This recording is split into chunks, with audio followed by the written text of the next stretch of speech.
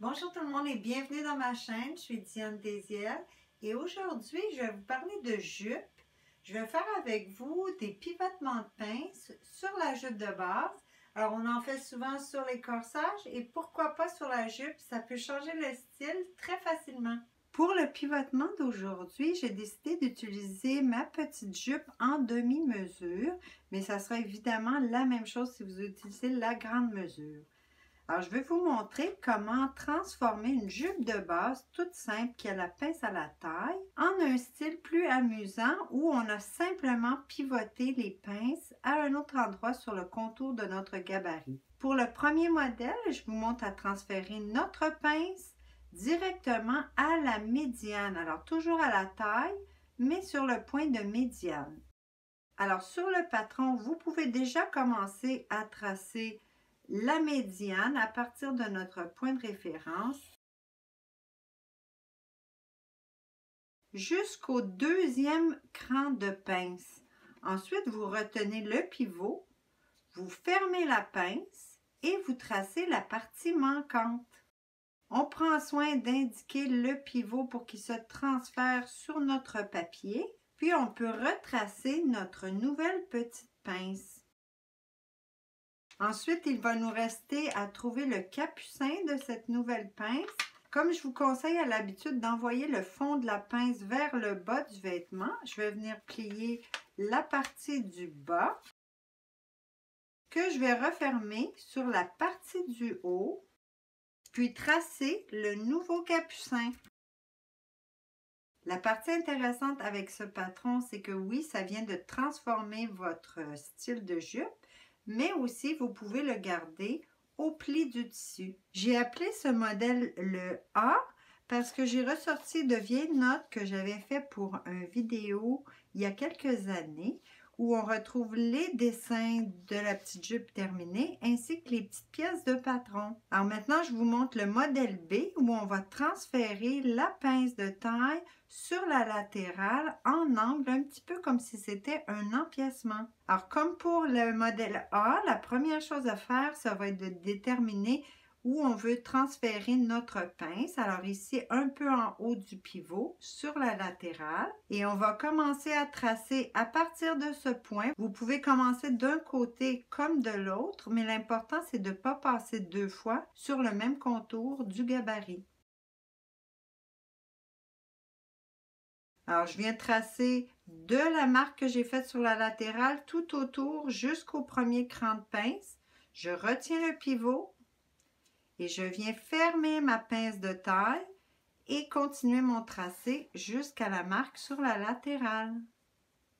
Je prends soin d'indiquer mon pivot pour qu'il se retrouve sur mon papier. Et il me reste à tracer la nouvelle pince. Encore une fois, je vais envoyer mon fond de pince vers le bas. Alors, je viens fermer la ligne du bas et fermer la pince en la ramenant sur la ligne du haut afin de tracer mon capucin.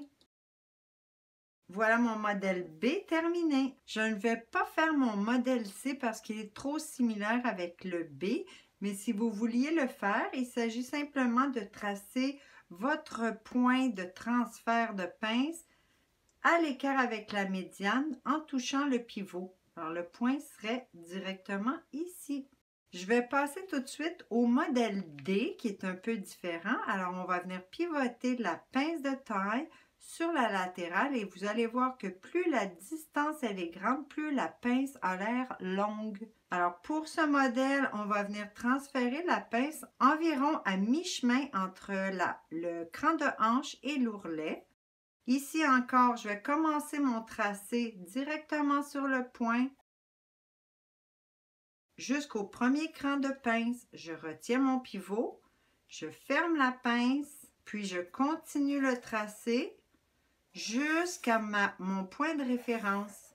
Ensuite, on indique le pivot, puis on peut venir tracer notre nouvelle grande pince.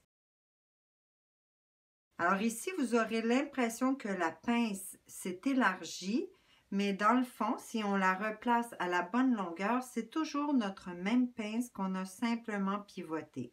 Une fois qu'elles sont large comme ça, on pourra décider de faire les capucins comme je vous ai montré pour les deux premiers pivotements, ou encore d'ajouter simplement une valeur de couture et découper l'intérieur ou vider l'intérieur de notre pince. Maintenant, je vous montre un dernier pivotement pour aujourd'hui, c'est le E, où on va transférer notre pince jusqu'à l'ourlet, à la médiane du devant. Alors ça peut être un style assez intéressant pour des modèles de jupe droite. Alors pour celui-ci, je vais transférer la pince directement sur le coin médiane devant. On commence à tracer juste là, jusqu'au premier cran de la pince. On retient le pivot, on ferme la pince, on continue à tracer jusqu'à notre point de départ. Encore une fois, on indique le pivot et on peut venir tracer notre nouvelle pince. Ici encore, je viendrai vider la pince pour éliminer l'excédent de tissu. Alors, on vient simplement placer nos valeurs de couture à l'intérieur. Tous les modèles que j'ai faits peuvent avoir la médiane au pli du tissu. Et voilà, c'est déjà tout pour aujourd'hui. J'espère que vous avez apprécié et n'oubliez pas de partager mes vidéos et de vous inscrire à ma chaîne si ce n'est déjà fait. Merci d'avoir été là. À bientôt.